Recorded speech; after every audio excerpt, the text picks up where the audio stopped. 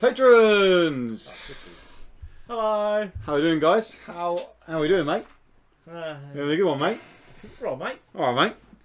Cool. Finally, your final transformation into an Australian. That's it, mate. I had a ripping day today. Oh, yeah? Unbelievable, mate. Fucking hell, mate. Yeah, dangled some little whippersnapper kid by his ankles from the pier, mate. Fucking hell, mate. What? Yeah, some sharkies come up, didn't they? Sharkies, mate. The classic Australian term. Some fucking sharkies came up, mate. Whiteys, mate. Some whiteys they were. Whiteys, eh? Yeah, whiteys, How many? mate. I only two of them, mate. Reckon my hands are too sweaty to Do open you this want me one, to, you want a hand there, cunt? mate? Yeah, go on, cunt. It's really hard, mate. There you go, dude. This is the problem. I feel like whenever Dan's not here, we always do accents. I watched back the other day Trev's Let's Play video of his game. Mm-hmm. We get so racist in that. No, surely not. Because we start doing accents and they're really bad. What accents do we do? We tried to Australian and then you're like, Nail it. yours is definitely Indian. And then I just start going, yep. Like, full on. And it's just like, why am I doing this? Either of us mention that it's racist at any point. You go, it's getting a bit racist now, isn't it? And I'm like, don't say that, because if you don't say it, it doesn't. No, if you say it, you cover your ass there.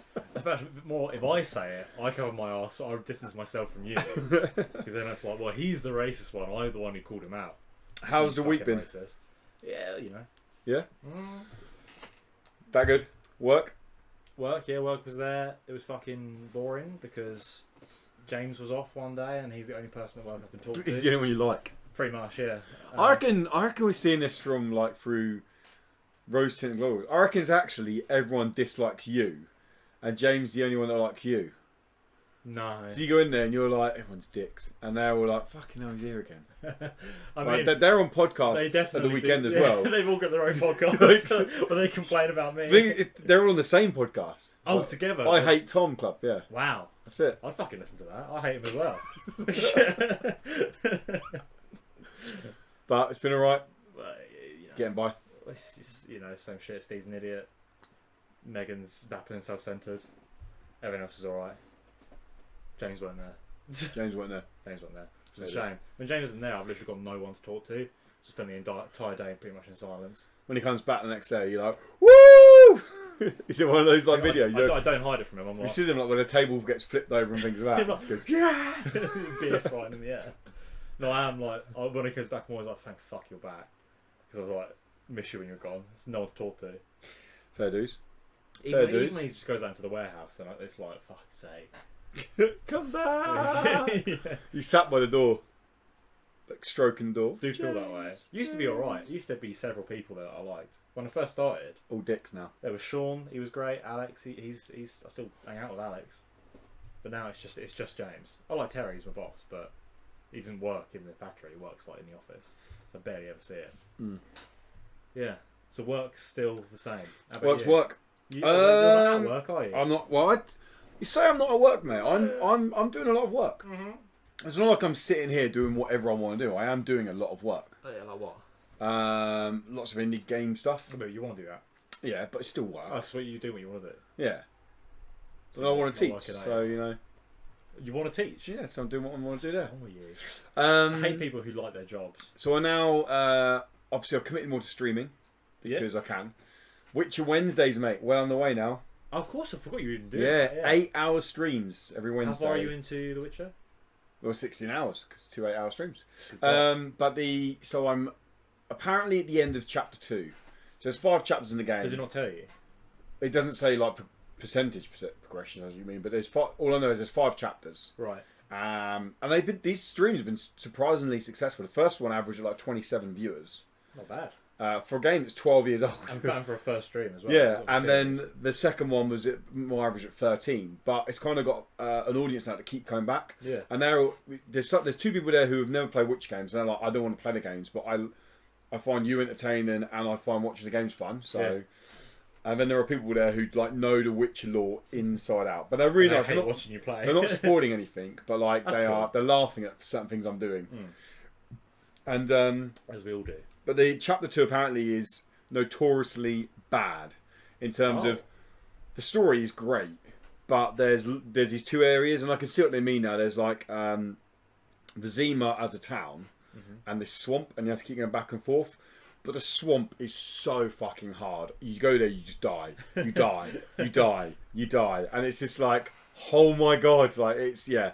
The game is, combat-wise, not aged very well at all. Yeah, I can imagine it would. Do you know how they've done the combat? Oh. Well, so my theory is, for those who don't know, if you've never played the Witcher games, Witchers are third-person open-world adventure games. They're incredible. Oh, well, The Witcher 3 is incredible. Now, because I've not played the others. Yeah. But Witcher 1, I mean, I'll be honest, the game generally looks stunning at times. Like, 12 years old, sometimes I'll stop on a bridge and I'll look across and I'll be like, wow, like the sunset. Like, this game's 12 years old. If I played it 12 years ago on a decent PC, they'd been like, Mum, it's real life, look at it! I don't know why I've done that when I'm 21 years old. 12 years ago, I don't know how old you think you are. I know. I love the idea you're still looking at it. Mum, wow, you got to get in it. Yeah, I'm 21, so I would have been 21, so I'd be like, fuck off, Mum. But no, the combat is like a rhythm game. Okay. So the game only ever come to PC. So there's no. I plugged a controller straight away, and it was like, nope. Yeah, no, so you have to have mouse and keyboard. Yeah. So you have 3 different stances. You have like a powerful stance, a speed stance, and a group stance. So if you've got weak, big, like lots of enemies at once, you go group stance. If you've got big enemies, you go powerful stance. And you have to click the mouse button, and it does the animation. And then when the sword flashes yellow, you have to click it again, and you have to like, link these combos together. But there's like, and you have to get into rhythm of doing it. That sounds really good.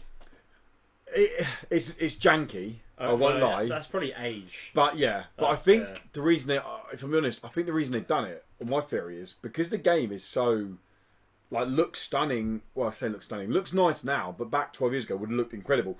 That's probably their way of limiting how much you can go on at once, like with the combat. Because it's just a set animation. That basically. Out, But I mean, the story's incredible. The story's amazing. Yeah, that's what you're there for, really, isn't it? It's an RPG, so it's so good. Like the Witcher universe is. The more I get into it, the more I'm just like I'm onto the 3rd book now. The books as well. You're all over this, aren't you? And like the more I'm getting into it, I'm just like this. Like the guy who wrote this was so. I can imagine his bedroom wall being like he was a lunatic. Yeah, like because there are so many story plots going on, and I'm like, how the fuck did he keep track of all this? Like, how did he do it? And the games do a really good job. Doesn't he hate the games? Sorry, doesn't he hate the games? He got annoyed at CDPR. Basically, yeah. Only after Witcher 3, because Witcher 1 and Witcher 2 weren't that successful. Yeah, I know. They were okay. Yeah, they're fine, but they weren't hugely successful. I remember hearing about Witcher 2 a few years ago. Yeah, but Witcher 3, so when they got the rights to the game, they agreed at something like it was like a 12.5% share of whatever profits made in the game he would get. Yeah.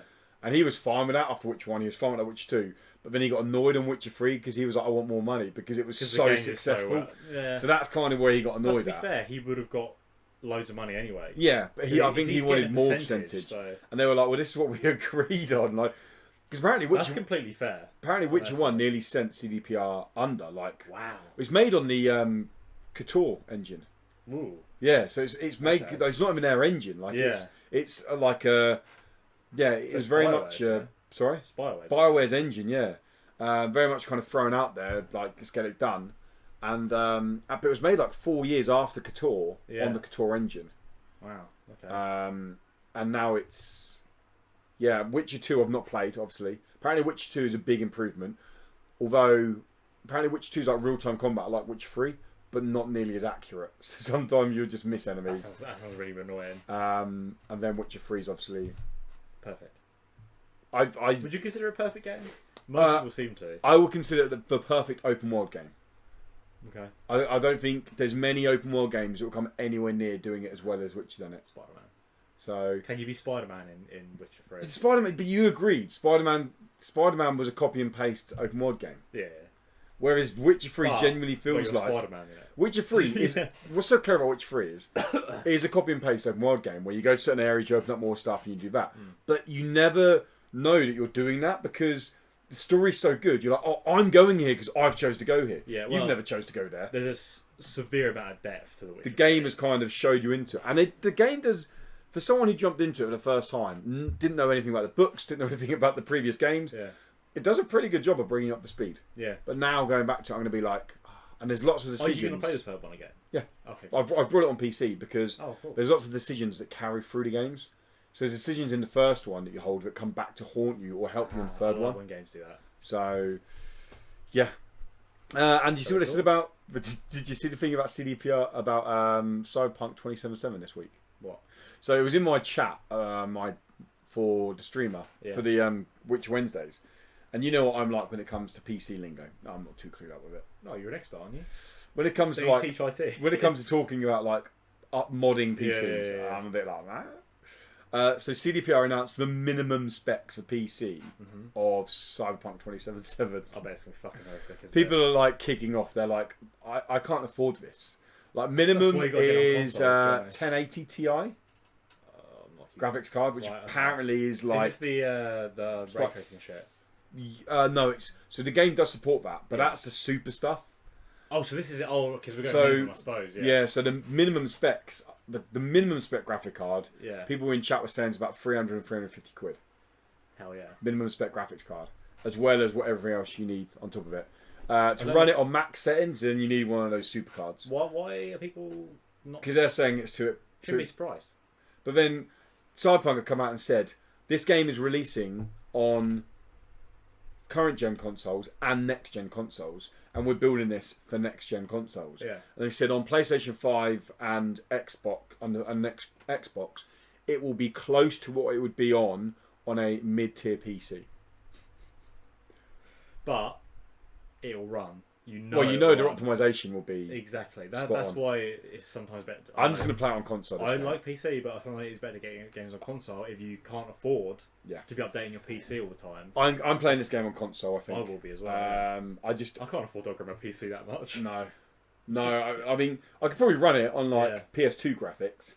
But you don't want to be doing that in this game. Yeah, like a tiny window. This game is going to look good no matter what. Yeah. Like, See, I'll happily play it on console. I'm not fussed by playing it on PC. Yeah. Should you jump into podcast? Yeah, why not? I don't even like doing a podcast. I don't even like indie games. Do you not? No, don't like games really. I just don't like them at all. Don't like people listening to what I'm saying either. Don't like anything about any of this.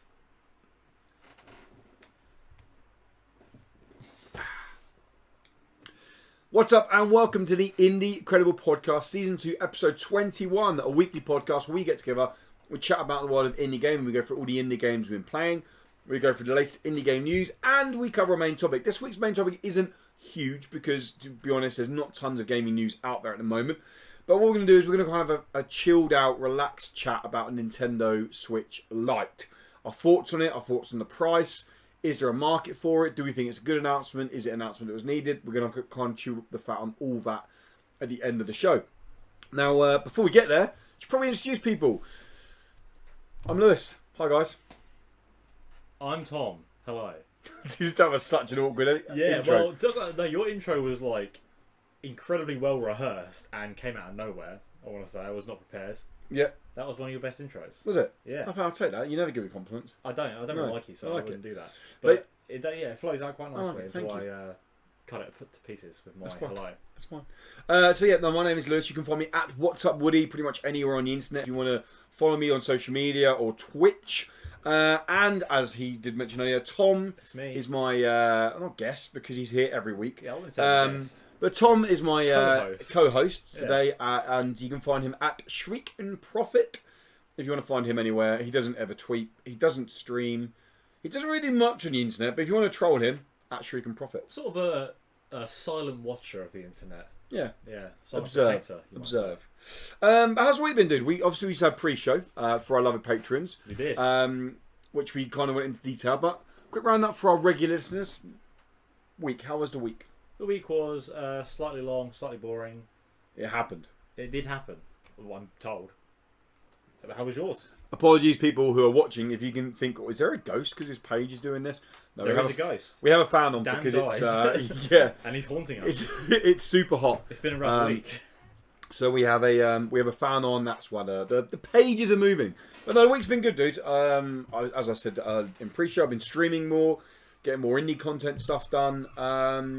Just having fun. Just it's nice actually doing like content towards indie game stuff and like the What's Up Woody stuff as well. Yeah. Actually committing to it. Yeah, it's good. Because it's something I wanted to do for ages. Like I'm working hard this week on getting my. It's like when people sub or raid or follow. You know, you get like the little animations. Come up, yeah. I've been working hard on those this week, so I've been green screening myself doing different 80s movie recreations. But like green screening them and then putting music to them and cutting them, it takes time. And it's stuff that I like. That stuff's not important to do when I'm at work. Of course, yeah. Like, whereas now I'm off doing it, and it sets me up for the next couple of years because that's what that's I've great. been at. So Yeah, that's what I've been doing. Look forward to seeing them. It's good. It's good. It's Any of them done yet? No, actually finished. I just need to kind of chroma key out the green screen and go good to go. Well, I might have a look at some after this. Maybe. Yeah, maybe. Go on. But yeah, that's the week, buddy. That is the week. So, as I said, this is the Incredible Podcast. We are available on pretty much every podcast service as an audio. You can find us on Spotify, on SoundCloud, on iTunes. There's a link in, if you're watching on YouTube and you haven't got time to finish the video, links are in the description below if you want to go find those. And we're also available on Patreon. If you guys like this podcast, if you found us and you go, do you know what, it's pretty cool actually, I want to support this further, then head over to patreon.com/Indicredible or hit the link in the description below. $1 a month gets you access to our Discord. It gets you early access to monthly shows we do, and it gets you access to the pre and post show content that only ever goes on Patreon. And our yearly AMA is coming up soon, where we get drunk and we answer questions from the community every week. And that is coming up soon. If you want to get into that and you want to give some questions for the AMA, then $1 a month over on patreon.com/Indicredible. Names are going across the screen are our patrons at $5 or higher. Should we jump into some indie games? Well, we could. Yeah? Yeah. Cool. I'm going to kick us off this week. Ugh. Because the title of this podcast will be Blazing Chrome Review. Yes. Are you reviewing Blazing Chrome? I'm reviewing Blazing Chrome. Well, you know I've been reviewing it. I'm aware that you have been reviewing it. Yeah. And I kind of thought, okay, do I just do a video for it? Actually, do you know what? I want to sit down because you've played a little bit of it. I played a smidge. And I want to do it on the podcast rather than doing a separate video for it. Why not? Are you doing that first? So I'm going to kick off with Blazing Chrome. I've played 4 games this week. One I've only finished, which is Blazing Chrome. The others I've kind of touched on. But we'll kick straight off with Blazing Chrome because people might be here because I want to know what Blazing Chrome's like. Fair enough. So if you don't know what Blazing Chrome is, it's very much a classic style 90s action platform shooter. Yeah. Imagine Metal Slug, imagine Contra, imagine any of those kind of arcade cabinet side-scrolling shooters that you've played. It's exactly what Blazing Chrome is. Right down to the difficulty. This game is brutal. This game is so hard. I suck. Well, so we'll go on to co-op in a minute. Yeah. Because co-op is in the game. So this Blazing Chrome isn't the kind of game you're going to pick up for a story. It's you've seen Terminator, you know the story. Yeah, exactly. It doesn't even have a cutscene in the game. Like you literally have machines have taken over. It tells you at the very beginning, machines have taken over the world. You must play as the last remaining humans, although you can play as a machine who's now turned good. Yeah. But big jacked up. That's it basically. Yeah. And you play through the levels and you defeat the machines and you save humanity. That's the idea of the game. If I'm being completely honest, this is no doubt some of the most fun I've had in the game this year. Oh, wow. Yeah. It's That's super extremely cool. High praise. It's super cool.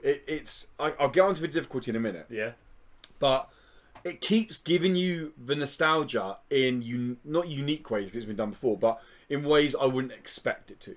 Okay. So it starts off with your classic, you're running sideways and you're shooting shit. Yeah. And then you'll get into a bike and you're driving along on a bike.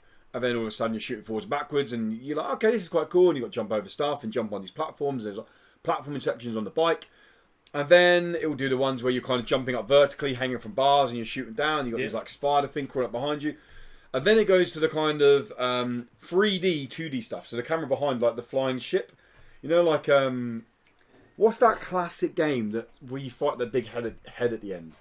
Galactic? You know the one I mean? So you're controlling a 2D character on the screen, but the stuff's coming at you for face on. Yeah. And so it does that in this little corridor section. You've got to dodge like bullets and shoot things like that. And it just keeps giving it to you in ways that you're like, oh, this feels cool, this feels cool, this feels cool. And it is genuinely a lot of fun. So I started playing the game on normal, got to level mission 4, and was literally on mission 4 for no other like about 2.5 hours.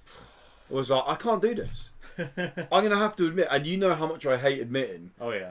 undefeated. Was there any controller snapping? There was no smashing controllers. No, that only happens when I play fighting games. Okay. But there was close. There was close a couple of times. So I was like, I'm going to quit. And it trolls you because it says continue or give up. And when you give up, you can't go back in. Yeah. You're just like, well, you've given up. So I gave up and I dropped it to easy. Baby. Because I wanted to play through the game and see how it all played, and then go back on normal. Yeah. Right, I'm baby. Yeah. Mate, easy isn't easy. Easy is not easy in this game. Okay, easy was fine until level 5. Yeah. And then mission 5 is savage. Like, seriously savage. Wow. And the mission 6 is basically a big boss fight. Insane. Bonkers. Like, on easy, I'd say it took me 4 to 5 hours. The game's probably only 2 hours long. But like, that's how long it took me on easy. Wow. I've now finished level 4 on normal. I haven't actually finished the game on normal, so take that as you will. This game is brutal. Yeah. Do you think someone who's a Contra fucking pro? Yeah. Could they? Yeah, because could they get this through a lot quicker? Because it happens that stuff spawns in the same place every time. Classic, yeah. So when you come on, you know that it's going to drop down. Yeah. Like people will be speedrunning this game. Yeah. Simple as that. People will get because it has the consistency of being in the same place. Yeah. People will. You can't memorize it. Yeah. People will know. Bang bang bang. And I would love to see because there's hardcore mode, and there's. So the replayability to the game. So once you finish the game, like I said, it took me about 4 hours, maybe 4.5 hours on easy. Yeah. Once you finish the game, really, there's not much to go back into it for. You do unlock some modes. So you unlock a boss rush mode. Yeah. Which is pretty cool. And you get a high score. Here's your high score for doing a classic. Yeah. The replayability comes in if you want to be top of the high score leaderboards. And there are high score leaderboards for normal, and there's a high score leaderboard for hardcore mode. Right. I've not even tried hardcore mode. I'm not going to do hardcore mode. I mean, you can't even do easy, really. No, so I'm not going to try hardcore mode. But this is a game for people who want that savagely brutal challenge. Yeah. That literally takes something from the 90s and delivers it now. I wouldn't even say using modern technology because it feels old. It does feel old. Yeah. It looks like one of those games. You could say that it feels a lot slicker and a lot smoother. At times, yeah. You could. Okay, here's a big argument. It's responsive. If you go back and play Contra now, I played Contra on my SNES actually, Mini, because I wanted to. I wanted to kind of get similarity, and yeah, you have to know the game to know it's delayed. This is like bang straight there. But if you told me this, beforehand, that this is a game from 1998, I'd have been like, oh, okay, cool. Straight up, yeah. Yeah, I would just believe it because it looks like it and it feels like Straight up, the soundtrack. Banging, unbelievable. Here's a really cool thing. Go on. I found it after I finished the game. It doesn't tell you it does this, so please make sure you do this. Go into settings, and there are CRT filters, and they actually morph your screen to make it look like it's rounded and lines going across it. Yeah. So you have 3 CRT filters. And I was playing with CRT, and I was like, "This is so cool." So you have an arcade cabinet filter, and you have an actual TV filter. Yeah. And I had a TV filter, and it's just so cool. Does it make a soft crackling sound though? It doesn't. No. That'd be great. But it did feel like I was playing it genuinely on a CRT TV. It was so cool. Why didn't you just plug your computer into that CRT TV? Because it's too much work. There's a filter on the game. Yeah, but that gives you the real thing. Yeah, but it hasn't got a HDMI cable slot. Do you know, I wouldn't have VGA either, will it? No. God, man, I hate the past. You'll have the tricolours. Yeah, the AV ones. Yeah. AV one, yeah. But no, Blazing Chrome. Honestly, the game is super fun. It's super challenging. It's really really cool. There is a market for it. But you clearly love it. I love it, but I'm not its market. Yeah. That's the thing. Well, I think you could get good at this game. I think you've got the. I like them. I like having a challenge, and that's probably what made me enjoy it so much. Is knowing it, and it is that case of when you die, it's not for bullshit. It's not like, oh my god, are you kidding me? It's like, okay, I completely messed up. Yeah. Don't get me wrong. There's frustration there. Frustration with yourself, though, not with the game. Yeah, and what's nice with the modes, the easy, medium, hard, is there's easy is genuinely a lot easier than normal. There's a real difference. Yeah, you get extra lives and the enemies die quicker. Yeah. I went to normal and I was like, this is normal. I've not tried hardcore. I'm not going to try hardcore. That's the people out there, mate. I can admit that. I'm fine. I can take my licks. Yeah, that's good, baby. Blazing Chrome, unbelievable game. Brilliant game. Could this be a game of the year? I loved it. Yeah, I'll put up there for game of the year. It's on Game Pass, so you're going to have to give it a go. I guess I will, yeah. We did play co-op. Set that up. Yeah. One thing also about co-op is it's mental. Yeah, and if you were born like in the mid-90s, then you're gonna suck at it. Maybe there's something wrong with my thumb. I don't know, because it's a square and X are the buttons you want to use. Square shoot, X jump. X is jump, yeah. So you want to obviously be jumping a lot, but you want to hold down square to shoot. So you want to hold down square and sort of move your thumb like that. Yeah. It's hard to describe. Yeah. Rolling action with the thumb. Yeah, exactly. I find that so difficult. And I kept, without thinking, I would hold down X with the base of my thumb and tap square, which was shoot. So I'm just jumping like a lunatic. Well, I jump once and then don't jump again, I think. And then I just shoot like every minute.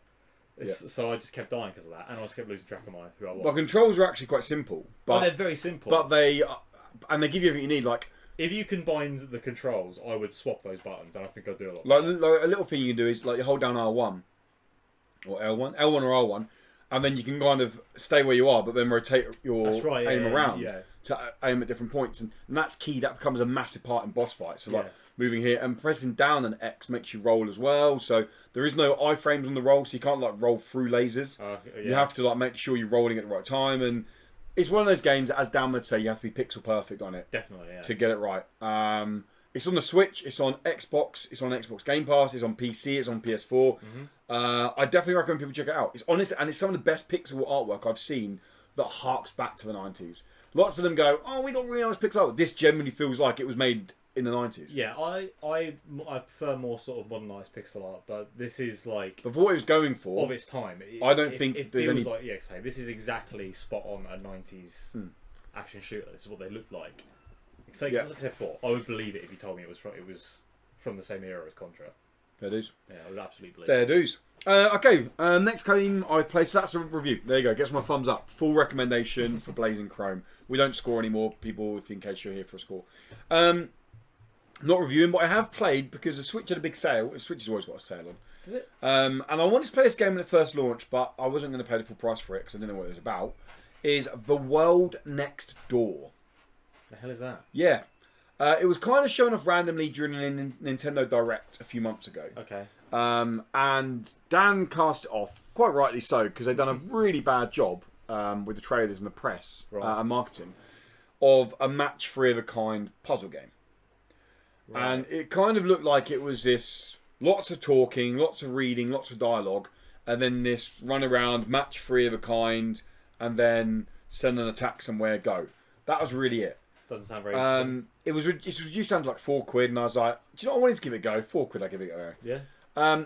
It's exactly what Dan said, but it's actually quite good. I'm actually enjoying it. But do you think Dan would hate it? No, I think Dan would hate one element of it.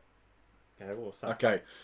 So it is it's almost a visual novel at times. With puzzle. There's a lot. So you remember Pyre?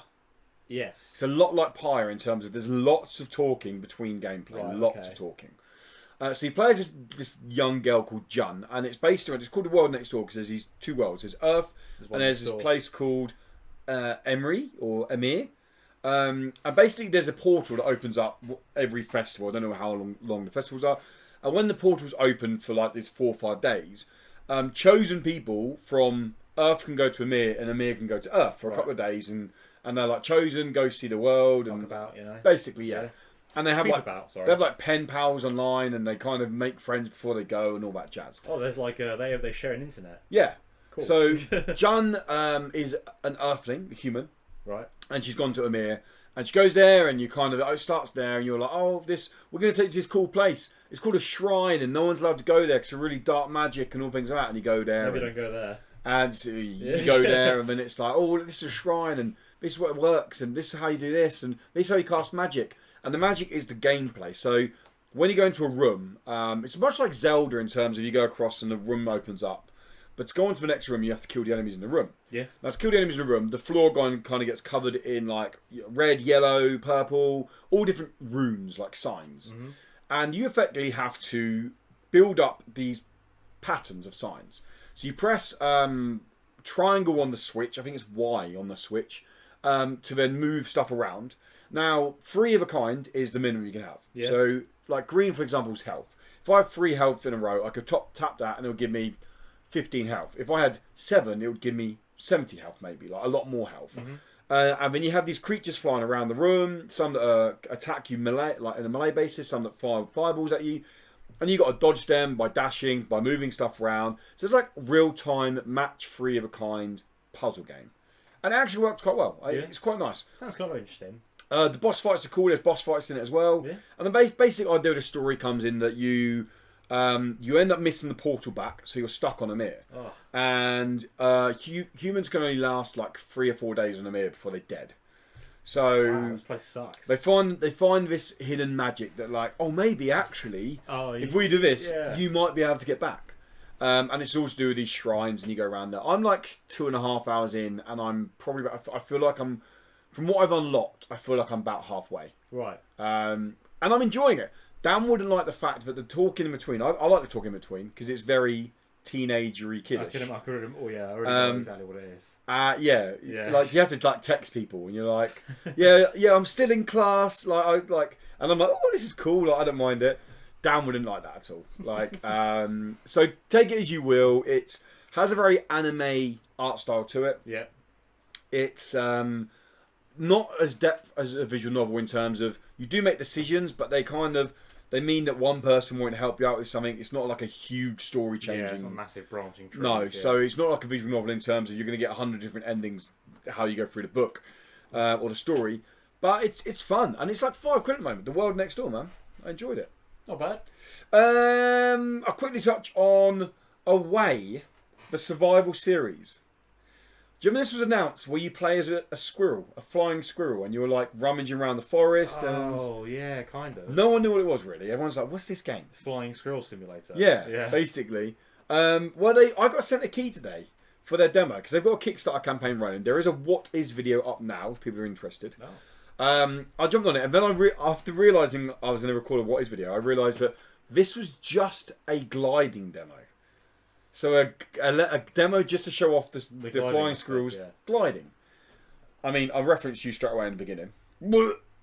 Like, they fucking default inverted access. Who does that, guys? It's 2019. Thank you. It is 2019. Who does that? Stop doing that. I was like, whoa, yeah. There's no one out here with a goddamn joystick getting with a fucking creeping flight sim gear. Dan's like, yeah, but in a plane, you push forward. I'm like, we're not in a plane. I'm sitting at a computer desk.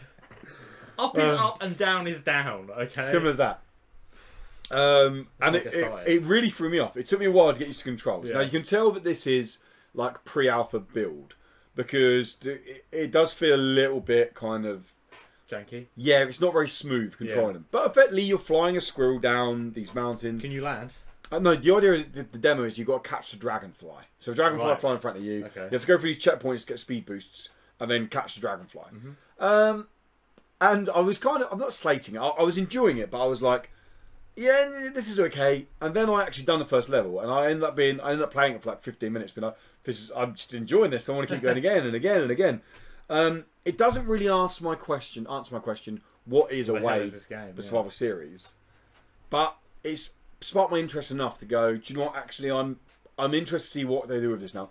If they make the gliding mechanic an embedded mechanic in the game, and it's not a key part of the game, I think that's fine. If they overemphasize on this being, if it's like a mini game, you can just fly around for a little bit if you want, and then run around on the floor and eat some weird shit, whatever fucking flying squirrels eat. That's what they do, yeah. Fine. But if it is a case of this is like key parts of the game, I feel like this is going to be a bit like. It's hard to say, isn't it? I mean, I have no idea what this game is supposed to be. No. And the last game I played, I won't even touch on it because it is a niche market, but it is a CCG. That is in alpha. It got sent to me called Mythgard. How is this one different from the millions of other ones you've played? Is it different? So this one, yes. Is it though? Because so many games, like I've spoken about many games before.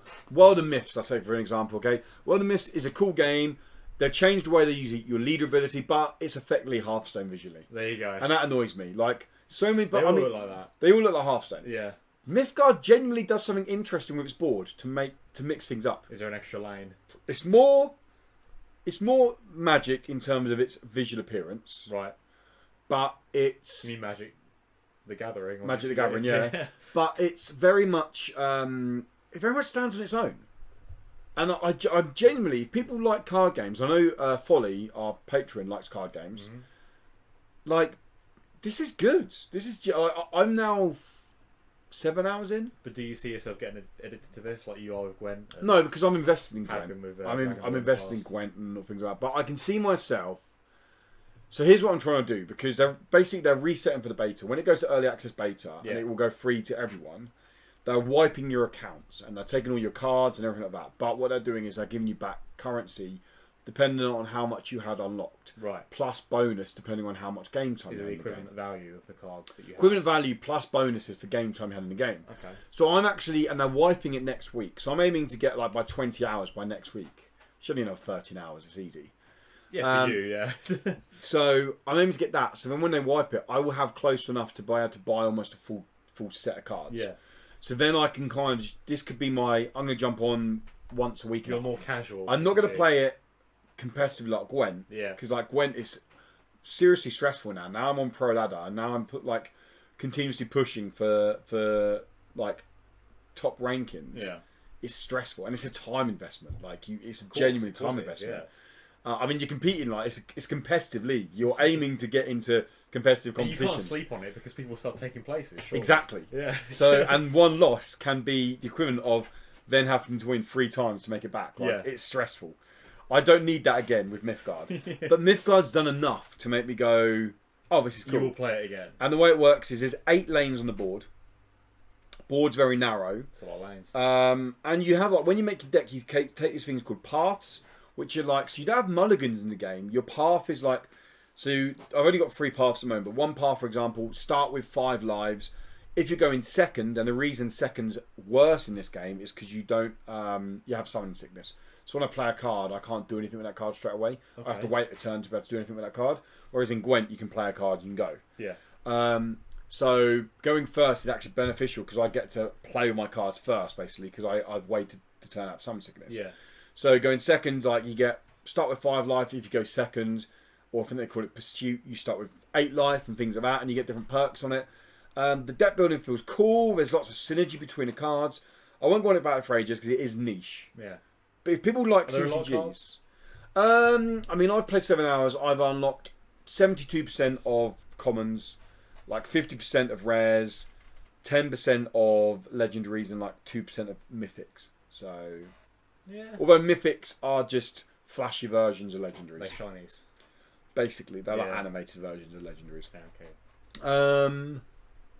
Yeah, but that's it, guys. Mythgard. It's cool. It's not as pretty as Gwent. Gwent is genuinely a pretty CCG. Yeah. This is not a pretty CCG, but it's generic looking. No. Yeah, it looks like Magic. Cards look like Magic. Yeah, so generic looking. But board wise, no. When I first saw it, I was like, wow, okay. The board looks different here. But yeah, I suppose you could say generically, yeah. Generic designs, but if you looked at Gwent, you wouldn't know necessarily that was a straight off the card as CCG. You'd be like, oh, what's this? Because there's figures in the corner and this you'd look at it and go, oh, it's CCG. Yeah, exactly. Yeah. What have you been playing, Tom? I've played a single indie game. A single indie game? Yeah, and not much of it. Okay. Firewatch. Oh, you started Firewatch? Yeah. I love this game. You must not play much of it because you haven't finished it. Yeah. The game's not long. Yeah, I've not played much at all. Okay. It's good so far. I'm after those bloody girls and their bloody campfires. I'm after at the moment. So you're pretty close at the beginning. Yeah, very close. I've said not playing How much pretty is that game? Very nice. The lighting on those trees. Yeah, it looks great. And it's music's great as well. But I really like the woman. It's good acting. Claudia. I thought it was Delilah. Delilah. Yeah. She seems really good. I like her. Incredible. I thought this game wasn't voice acted except for what you hear over the radio, but even your character's voice. Yeah. You want to say Hank? Yep. Fucking damn. Queeping, heartbreaking story at the beginning. Where you're just clicking through the thing and it's like, oh, dementia, please, come on, and all this. Very upsetting. Just wait until the ending. Is that worse somehow? They do some really clever things. Yeah. With I can tell something's going decisions on. you make. Right. Get very clever in what you visually see back. Okay, yeah, because something's going on. It's Clearly. so good. So I've heard Delilah on the phone to someone. Yeah. And it was very weird, and I was like, okay. I didn't ask her about it. I just moved on because I didn't let her know that I was hearing it because I don't want her to know. I see. I was like, tell me everything. No, Are you cheating on me? Delilah. Yeah. This woman you've never even seen. Yeah. The only other weird thing I've had is some guy stared at me from a fucking creeping ledge. Sorry, Yeah, I'm that's very today. So when I got that moment, Yeah. it was when you come out of the cave. Yes. Yeah. When I got that moment, I was like, is this a horror game? Yeah, like, exactly. Because I played it very early before it was really kind of blown up to what it is, and I didn't know what it was. Yeah. And I was like, wait a minute, that's amazing. If they take this, what starts off very pretty game, and then all of a sudden you're very isolated in the woods. It is creepy in a way. Like, oh my god. And there are genuinely moments in there that are like... Yeah, well, that was creepy. And even subtle stuff, like when you go back to your watchtower, there's your typewriter's on the floor outside, like it's been thrown out the window. And I was like, oh no. Like, I mean, I was like, this is... I mean, I said before, ages ago, when I played Everybody's Gone to the Rapture, games that feel lonely like that, I find quite unsettling. Yeah. And this game has that. And even when you can see Delilah's tower way off in the distance, it makes you feel worse or anything. I see it and I'm like, God, she's so far away. If anything happened, she just couldn't help me at all. It is... Some people didn't like Firewatch, and I can understand why people didn't like it, but what it achieves with what it's trying to do is outstanding. Like, I like it so far. It's amazing. Yeah.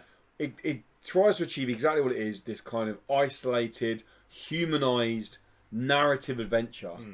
And it gives that, and then I can't wait for you to finish it. Yeah, I'll probably finish it this weekend. I want to play it again, actually. Why don't you? After you said that, I'm like, and then we can play. It's like 4 hour playthrough. Is that all it is? Four maximum 5 hours. I'll probably jump on tomorrow or Sunday. So good. It sort of gives you choices as well. I've noticed a few times it gives you choices. Oh, you get dialogue options. Again, I had no idea this was a thing. That you choose what you say. I like that as well. Yeah. And that does make a difference. I can imagine it does, yeah. There's when you've been broken into, your place been broken into, you choose who you suspect. Yeah. And what you either suspect the 2 girls who were skinny dipping, or you suspect that man who just stared at you. Yeah. And I was like, I feel like the game wants me to suspect that man because he was just creepy. But then I thought, I pissed off those girls, and that man, all he did was he saw me.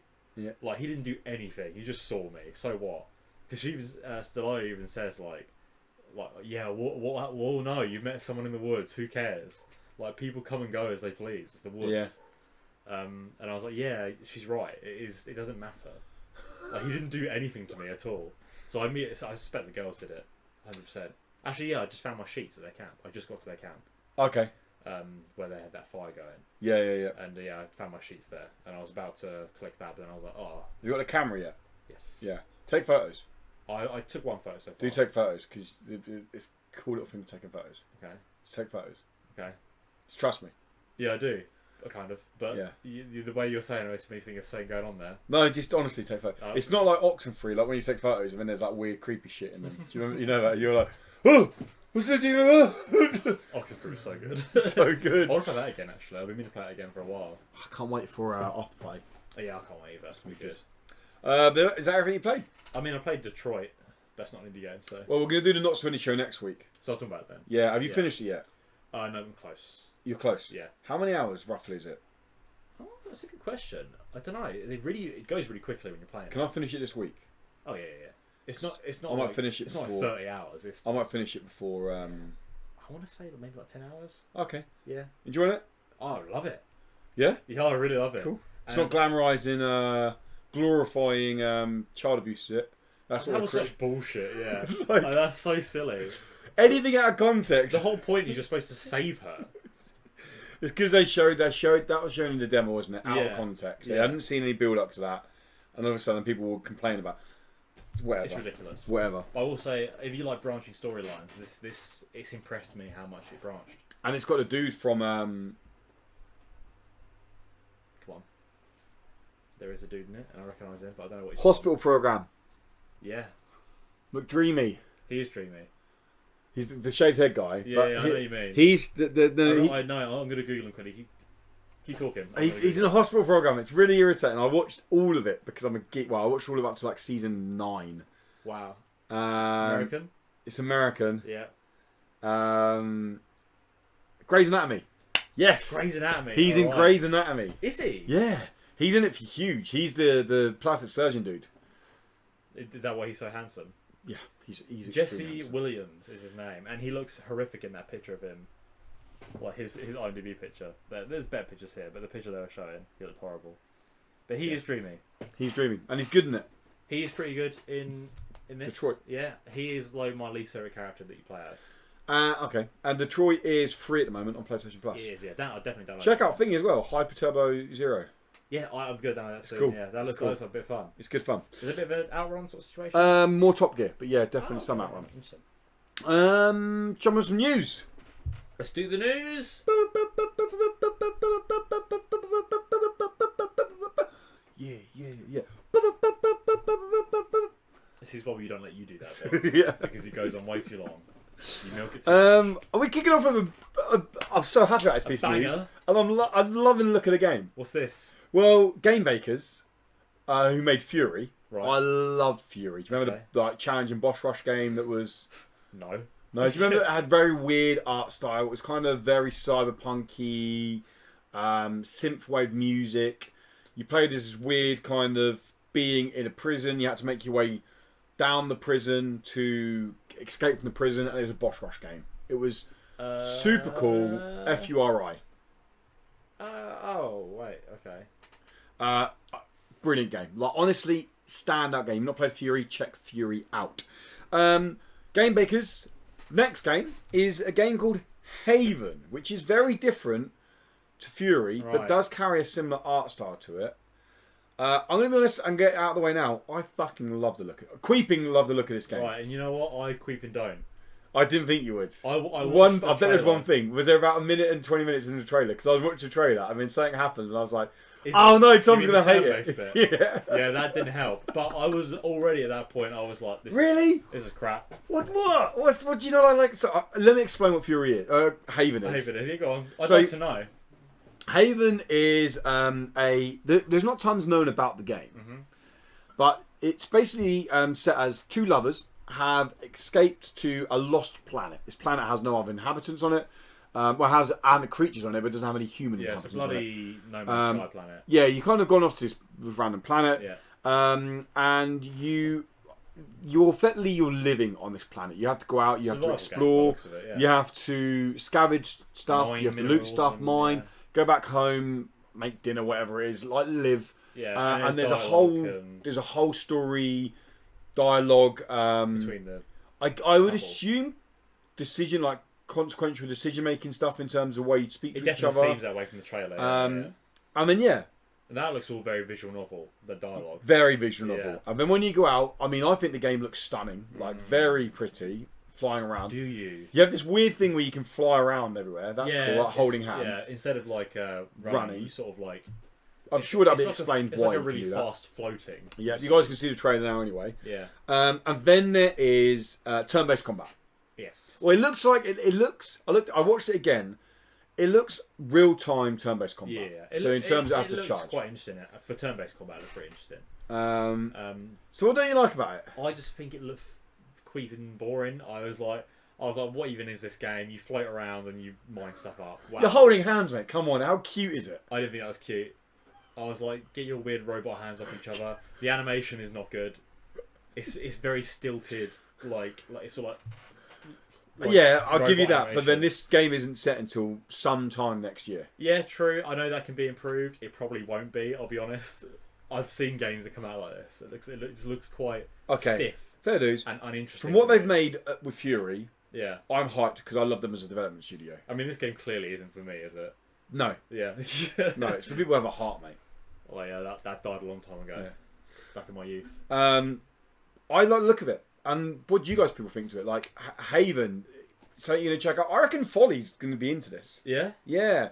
All right, Folly's got a soft side. I mean, he wears wrong for. I have a soft side. He wears an Aston Villa shirt on stream. This didn't touch me at all.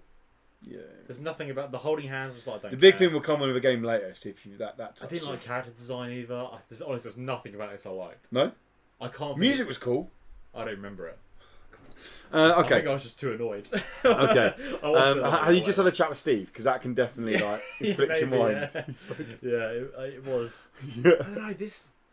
There's just nothing in that trailer. That think, well, you're going to be reviewing it, so great. Well, yeah. 0 out of 10. I'm bringing scores back for this review. 0 out of 10. Next piece of news: Endless Missions. You remember this? A game that we played at Res, the sandbox game creation game. You make a video game in it. Oh yeah, I remember this. Yeah. I played it very briefly. Yep. So they announced this week that the game's going to have a full story mode that's going to take you through how to make a game. Very cool. Well, different story modes to take you through how to make different games. It's all going to very much be kind of narrative driven for kids. Yeah. And it's announced a star-studded voice cast. Oh. Yeah. So we have Jennifer Hale, who is well known from the Halo series. Shepard. No, sorry, Mass Effect. My Shepard. Sarah Amin, who is Halo series, and she was one of the voice. Well, when you get comms come through to you in Halo 3, she was the voice of the Cortana. Not Cortana, like human comms come through to you in Halo 3. I don't remember that. It's been a long time since I played Halo 3. The big name is Laura Bailey. I know that name. She's Critical Role 1. Oh yeah. She's the huge name now. Yeah. She's up there with your girl. My girl, Ashley Birch. Ashley. Laura Bailey is very well known in the video game voiceover scene, and Laura Bailey will be doing the voiceover as well. So the game is cool anyway, but I think if you give this to kids as a package and say go make a game, what? Having a story mode that can take them through. That's one of the great things about Little Big Planet when it first came out. It had that story mode that helped you out. Yeah. And it showed you what you could do. Yeah. Which is great. And that's what I think Mario Maker 2 does that as well. There's a lot of people have been praising it for doing that. Yeah, of course, yeah. Like story mode, and it shows you how it's to a make really things. good way of doing it, especially for kids and for dumb people like me. And it'd be good if this. I'd be interested to see if the story mode has like unlocks. So you do this, you get to unlock extra assets. I expect that'd be cool. Case, yeah, like as an incentive to go through. The story, you've unlocked this and that. Yeah, that'd be cool. Next piece of news: Moons of Madness or Moon of Madness. Is it Moons or Moon? It's Moons. Moons of Madness got a 12-minute gameplay video. Now I've watched the whole video. Did you watch? I didn't watch the gameplay video. You watched the trailer. I watched the trailer and then I saw the 12-minute gameplay video and I was like, I think I've seen all I need to see. Okay, so it got a 12-minute gameplay video. Yeah. It is, if you don't know, it's a narratively driven, very dark, atmospheric space horror game, effectively. Yeah, that sounds right. It's based on the fact that you're stuck on a base, a space station on Mars. Oh, is it on Mars? Yeah, and you're trying. It was on the moon. It's on the moon of Mars. Sorry. And you're trying to restore power to the space station to be able to restore comms, to be able Classic to get home. Stuff, yeah. Starts off very like normal. I'm an astronaut in space stuff. It's not weird to begin with. So I watched the 12-minute gameplay trailer. Yeah. Video. What did you think when you saw the trailer? I thought it looked alright. Like I remember in a bad mood today. I don't know. No. Yeah, I thought it looked alright. I don't think it's anything special so far. I completely agree with you based on the trailer. Yeah. I watched the whole 12-minute video, and I'll be honest, it wasn't the most exciting to watch. Not because, and people might say, well, why am I going to play it then? Obviously, when you're playing a game, it's very different to watching 12-minute gameplay. Yeah. But the last 6 minutes of the gameplay video, 5-6 minutes, genuinely really perked my interest, and they show a lot that they don't show in the trailer. And I understand why they don't show in the trailer.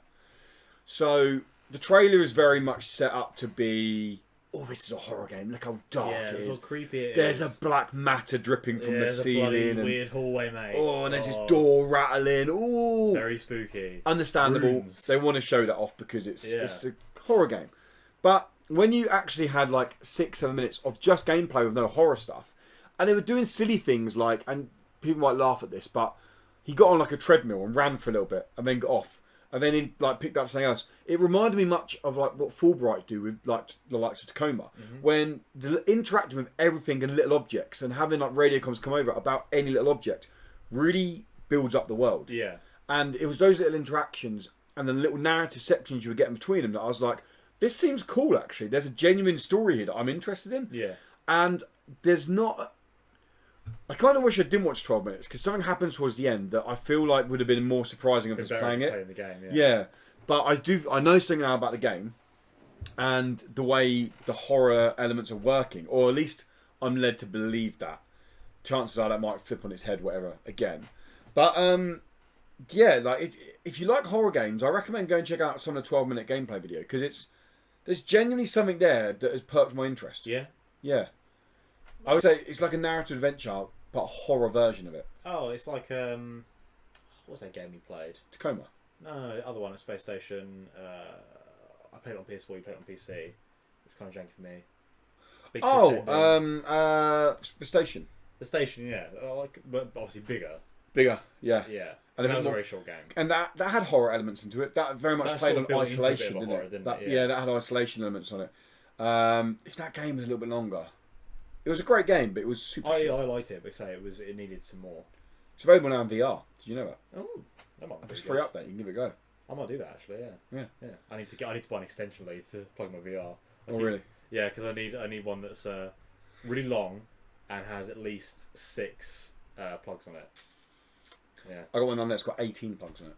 Hell yeah! Is it like really long though? Yeah.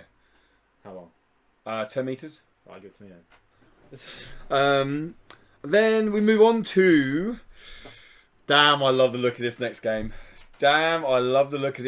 Stranded Sails. This was the only one of the ones that you asked me to look up that I thought looked any good.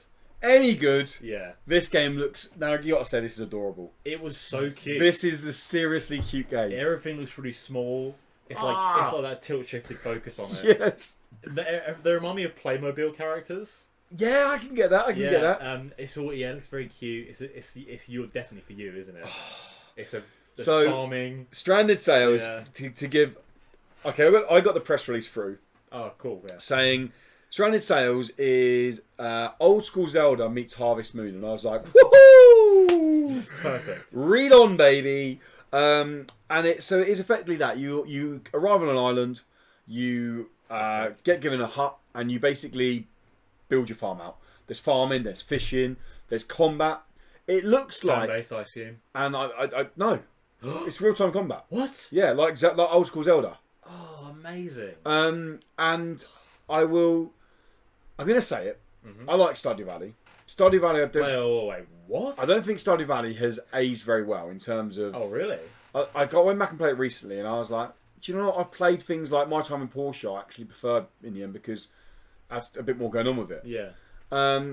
Stardew Valley. Sorry, this looks like even one further than that. It does everything Stardew Valley does, but it does it more often. Like more of it. Like going into the dungeons looks really cool, and it just looks cute. It looks fun. It's coming to all consoles. This is a Switch game, hands down. I am grabbing on the Switch, and it's coming in October.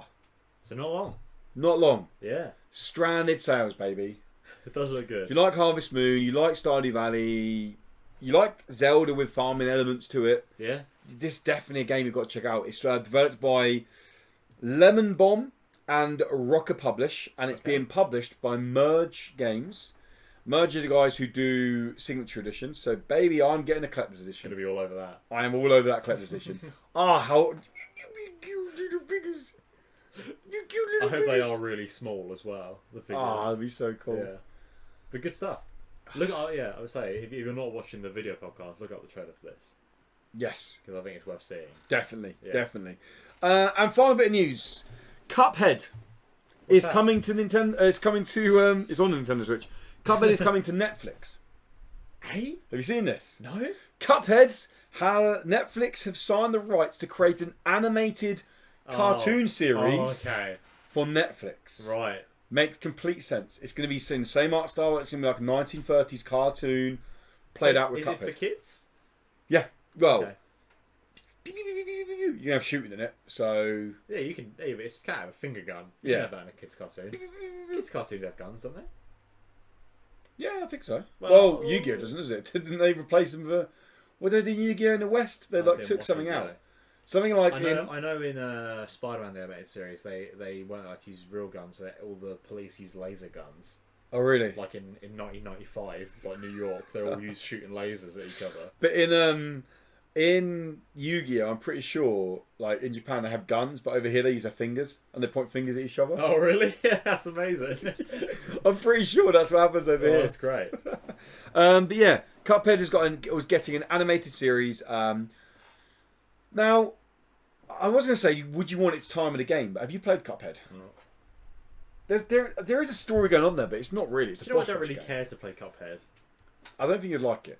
It's too hard. Yeah, sure, that's what it is.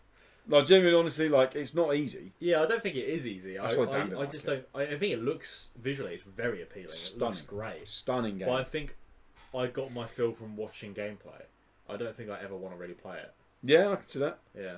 I can see that. I do completely agree. A lot of people are very mixed on it.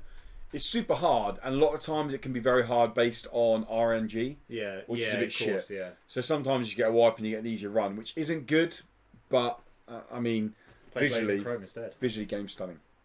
But yeah, you gonna check out the cartoon series when it comes to Netflix? Yeah, I guess. I mean, I'm pretty hyped for that. I'm not really. Well, first I thought you meant they were going to stream the game, that you could play the game, and I was like, wow, okay, so they're stepping into the game streaming now. I think you see Amazon? Yeah, Amazon. Are they? Well, Amazon have been trying to make a game for ages. They've had a game studio for ages. Nothing's come of it. Great. They now have officially got a game in the works. What's that? They are making a Lord of the Rings MMO. I'm like, whoa, wait a minute. Oh, because they're making the TV show. I'm like, wait a minute. MMOs were a thing back like late 90s, early 2000s. Not so much anymore. Some of them are still big. They're big. I get what the you ones mean, that though. are big. There was a Lord of the Rings MMO, wasn't there? Yeah. Yeah. In like 2003. But the ones that are big because they've had years of getting an audience. Power as well, yeah. Like Final Fantasy XIV's big expansion just released. Yeah. That game's been out for like 4 years. People have got into that game. I tried to get into the game. There's too much going on. I'm not really an MMO person. WoW's been around for like 15 years or something ridiculous. Like, releasing an MMO now, I feel like I don't think there's a market for it. Well, here's the thing though. I can only get into MMOs when there are a licensed property that I get already. So Lord of the Rings could be it. Lord of the Rings could be, because I like Star Trek Online. If that was just like Spaceships Online, I wouldn't. Do you know what one always amazes me? What's that? EVE Online. That shit is crazy, mate. People like... That's so much work, that one. But that is work. People, yeah, that's a job. People... That's a full-time job. People make genuine money in that game, don't they? Oh, yeah. I mean, China and South Korea have got problems with that, haven't they? Yeah. They hire people to work in those games to earn fake money, to sell stuff, to earn real money. It's insane. Yeah, like that game is... I mean, I remember I'd never heard of it when I worked at Amazon, actually, when I was about 22, 23. Yeah. Like a Christmas job, and this guy was like, "Yeah, I play EVE Online." I'm like, "What the hell's EVE Online?" And he was like, "Oh, it's this like really cool space sim game." And I was like, "Oh, I love space. I love sim." So I went home and downloaded it. And I love space. I love the Sims. And I was like, "Yeah, where's my little green? Why can't I make a pool?" But no, I played it for about 2 hours and was like, "Oh, I'll play this every now and then," and then realised that's not what you can do. Like EVE Online is a game which is just like you are. It's cool in concept when you hear stuff about it. You're like, "Oh yeah, there was a war or Yeah, something." yeah. You're like, "Oh, that's cool." Would never ever want to get involved, but it sounds cool. It's insane. Like that is. After it's Star Trek Online, mate. Yeah. Then I can make my own little Star Trek spaceship, and that sounds like fun. EVE Online just seemed bonkers, mate. Yeah. It is Lord of the absolutely Rings bonkers. Online. Lord of the Rings Online, but that's Maybe- that wasn't maybe I'll news. give that a go. The news was actually that Cuphead's coming to Netflix. Forgot about that. Yeah. Which takes on to the final part, or our final wrap-up part.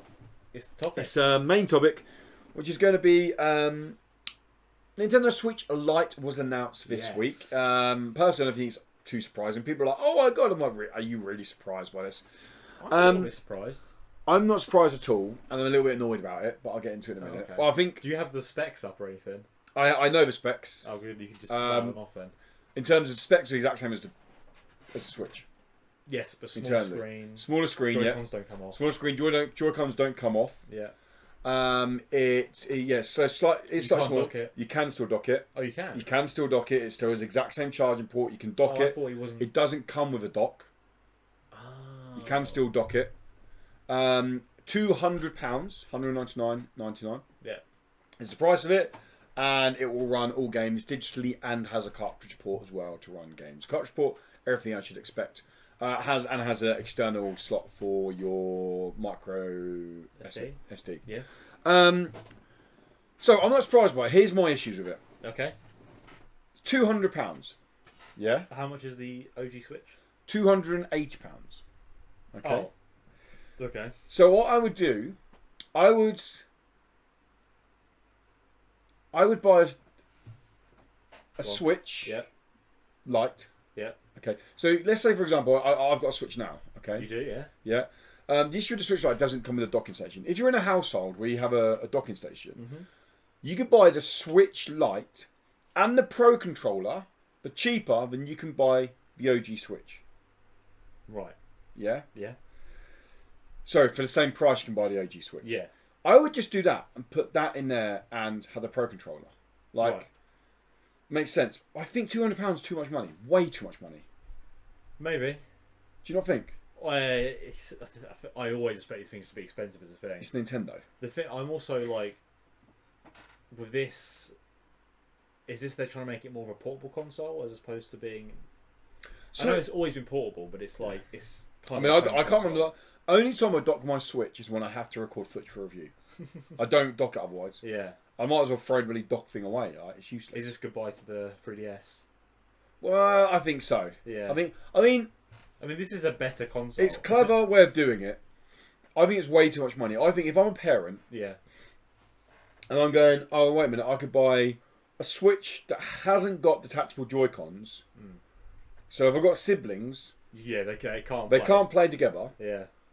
For £200. Or there's deals at the moment where I can get the Switch with Mario Maker 2 for £300. You could just get a second-hand Switch. So I would just buy that with Mario Maker 2. Yeah. And now they've got Joy-Cons they can take off. They can play together. I haven't got to buy an additional controller. I haven't got to buy 2 additional controllers. Of course. And I haven't got to buy a dock. Yeah. Like. Yeah, to be honest, it's not really. £200 is insane. So do you know how much Joy-Cons cost? Let me guess. They can't. I assume they come as a pair. Come as a pair. You can buy them individually. I would assume they cost £50. £70. Holy shit! £70 for a pair of Joy-Cons. That's mental. £35 each. Okay. So let's work this out. £200 base copy of a smaller console. Yeah. Of the Lite. Okay. Buy a pair of Joy-Cons. Already you got the OG Switch. Yeah. Yeah. So you got a bigger console. Yeah. Yeah. And I get the things included. That makes most sense to do that. And I got a dock. Yeah. So wait a minute, on the Lite, I have to buy the Joy-Cons and the dock to then dock it. To then watch it on the TV. God, you're really dashing this away from me. It's insanely expensive. On board, but now you're £149.99. I think that makes sense because then they can go, okay, we'll buy you one each for the same it's a very specific price you've given there. A little bit more, or even £179.99. Yeah. Like even £180. £20 cheaper. That's £360. I think they make more money by people going, we'll buy you a Lite each, rather than buying you one you can share. I think £400 is astronomically expensive. How much is a 3DS these days? Like the most up-to-date version of DS. So I was in CEX. If people who don't know what CEX is in America, where else, it's effectively a second-hand shop in the UK. Yeah, it's for tech, it's for games, it's games, for movies, all TV sorts of stuff. Like I was in there. I always go in there to look at our amiibos. Yeah, it's one of the only places you can buy like second-hand amiibos now. And I was looking around, and they have got 3DS XL. Like the nice big one. The nice one, yeah. For $79.99. And that's second hand. Second hand, no game. Just get a 3DS. Yeah. If you want a portable console. Yeah. Just get a 3DS. Just get a normal Switch. If you want a Switch. Second hand Switches. Second hand Switches are £220. Yeah.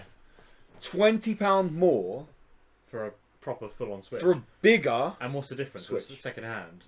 It's not like you're losing anything in second-hand Switch. Unless it's damaged, but they wouldn't be selling them. No, they wouldn't be damaged. Obviously, yeah, if you're buying it privately, you've got to be careful. But if you're buying from a shop, it gets fully tested beforehand. Exactly, yeah. I think it's astronomically expensive, £200. No, I'm with you now. You're completely correct. That's mental. Yeah. Yeah. Next question. You really turned me over on that. Is there a market for it, though? Well, no, because they've already filled that market themselves with the 3DS. Okay, 3DS. Let's be honest, 3DS is dead. Yeah, now. Beforehand, I was like, 3DS is still going.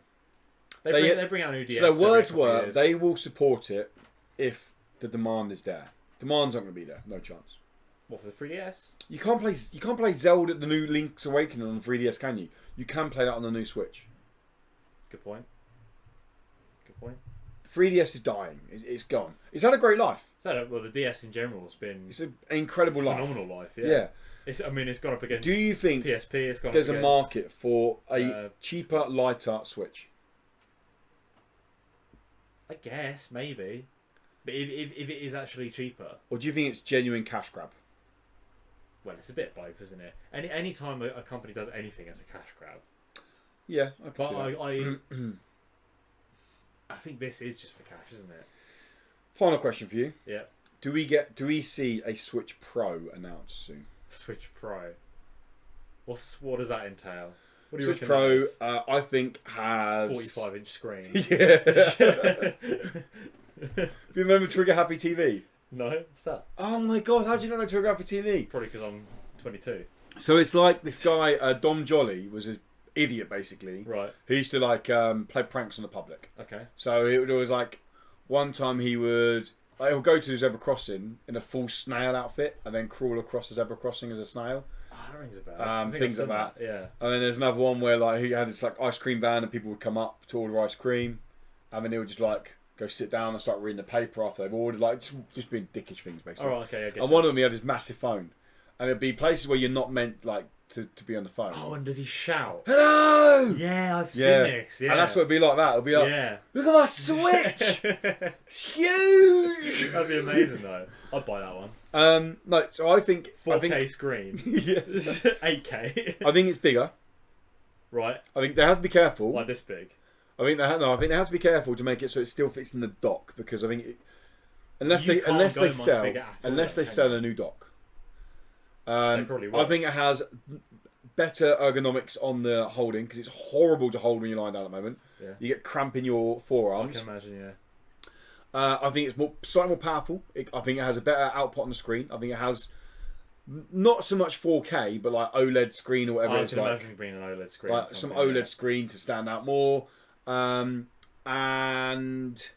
a little bit more like bigger internal memory. Something like it comes with 500 gigabytes of memory. I could imagine that quite easily. Do you think that gets announced next? Probably. And it'll be the Switch XL, won't it? Is that what you're going to call it? They won't call it Pro. What else are they going to call it? Yeah, they always call them XLs, don't they? If they're going to follow their pattern. I love it, like XL, extra half an inch of screen. Oh my god! The one I hated the most was the 2DS XL. I hated 2DS all over. What a horrible console.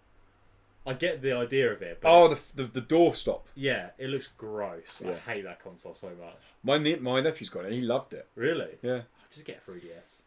Just turn the 3D off. It's a little switch. I had a 3DS at launch. Yeah. And I don't think I ever played it with 3D on. I tried it once gimmick. to be like, yeah, that's cool, and then turn it off. You just turn it off, don't you? Yeah. It's pointless. Yeah. Yeah. But yeah, I think Nintendo are usually good with their extra versions of consoles. Though I'll admit the DS has had like far too many.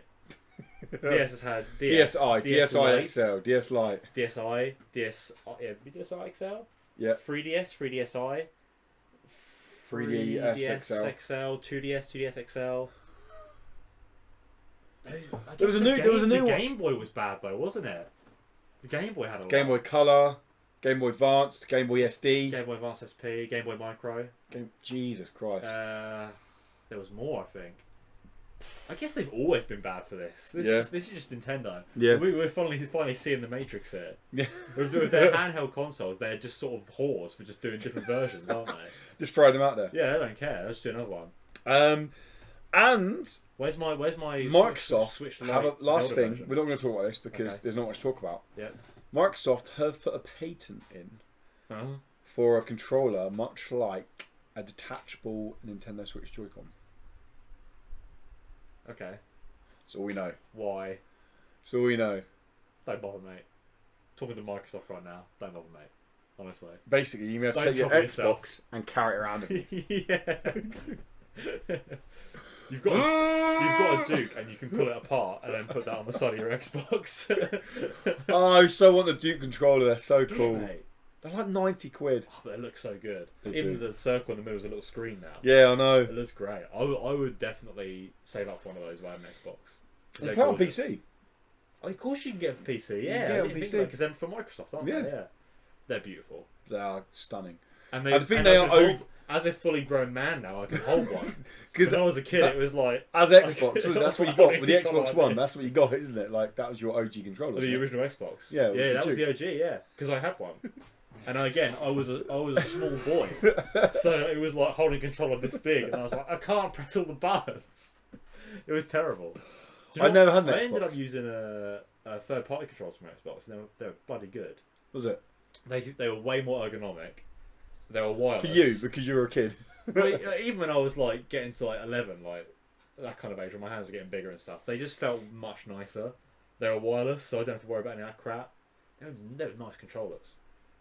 The white and black button were in better places. Fair dues. Stupid buttons. Get rid of those. Thank God. Fair dues. But that wraps up. Good. That is it. Good. That's the end of this week's Indie Credible podcast, guys. What do you think about Nintendo Switch Lite? Is it something you're excited by? Is it something you're going to buy into? Do you think it's a cash grab? Do you think it's too expensive? Let us know in the comments below, guys. And I think next week we're going to have like a feedback one. We're going to go through some feedback. We've got some from Discord, some from YouTube and things like that. So we'll go through. Main topic will be kind of going through feedback stuff.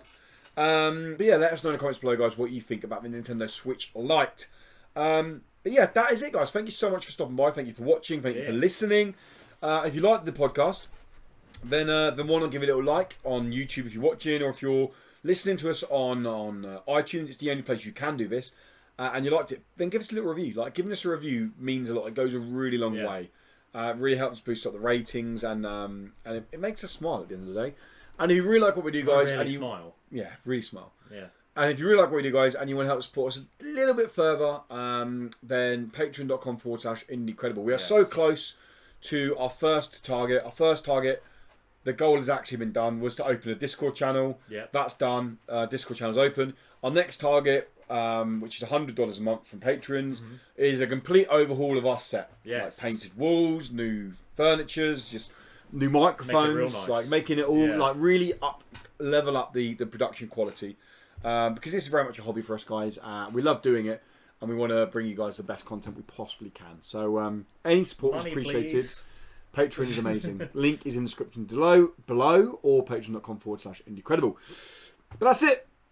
That is it. That's it. You can find Tom at Shriek and Profit if you want to see him do nothing on the internet. Well, if you badger me on there, I'll reply to you. I always reply to tweets if I'm tagging them, but I don't remember that I am on Twitter otherwise. I'll remember that. And if you want to see me stream, or you want to see me chat nonsense over on constantly doing that Twitter, then at What's Up Woody, you can find me there. Until next time, guys, thank you for stopping by, thank you for listening, thank you for watching. Have a great day, morning, evening, wherever is where they are. You guys stay incredible. Yeah. Bye. See ya. Bye. Post show. We're in the post show. Patrons! Big boys. Big boys club, isn't it? It is the big boys club. We don't say it enough anymore, and that really irks me that we don't say it enough. Carry on. I'll carry on. I could pander. I could fill time. What have I got to talk about? I saw a film last night. Yeah. One of the last showings in the Cineworld at the Crumbles. Yeah. Because that's open today, the new one. I saw Midsummer. Oh, the from Hereditary. Ari Aster, I think that. Yeah. Good. It's a film. It's real weird. Is it? It's so weird. It's very slow. Very good horror film, I heard. Like Sure. traditional horror. I kind of. Have you seen The Witch? I've not seen The Witch. I tried to watch it, but then Em got annoyed because it's subtitles. Well, it's actually English, you know that? Is it? Yeah, but it's just such a heavy accent. Oh. Okay. The Witch is well, it's a mix. It's some traditional English. It's all traditional English. Yeah. But it's so heavy accent. I might need to watch it on my own. Witch is amazing. Yeah, I've heard only good stuff. And I've heard a lot of people compare Midsummer to The Witch. Midsummer's extremely bizarre. It's a film designed to make you uncomfortable. Okay, it's about a cult, isn't it? Pretty much, yeah. It's a cult. It's like a commune in rural Sweden. It's about this subtitled or some subtitle. Interestingly, when they first start talking Swedish, there's no subtitles. And I was it's like, intentional, isn't it? I was thinking like, what are they saying? Yeah. I was like, I wish I knew Swedish so that I could just understand what the hell they were saying. Because later on when they start speaking other stuff, you do get subtitles what they're saying. Yeah, it's about this small group of Americans who have a Swedish friend who's like studying with them in university. He takes them to this commune, which is where he's from, and there's like this woman and this guy, and they're like in this strained relationship. She's just gone through some horrible trauma. And the Americans. The Americans, yeah. And there's his friends. Just them two, or is it other friends as well? Yeah, it's his friends. It's not her friends. Okay. It's very. That's another level to the uncomfortableness. Is that they pretty much all don't like her because he's on the verge of breaking up with her, and they all wanting to break up with her. Then he doesn't because of this trauma. I'm not going to say anything else about that. And he's sort of like invited her on the trip, and then they're like, oh, okay, fine. She's sort of tagging along, but she doesn't really know, but she kind of does. So that sets up the sort of uncomfortable tone of the whole thing. Yeah. And it's just everything. Things go on for a bit too long. You see things that are really upsetting, and it's like everything is designed to make you uncomfortable.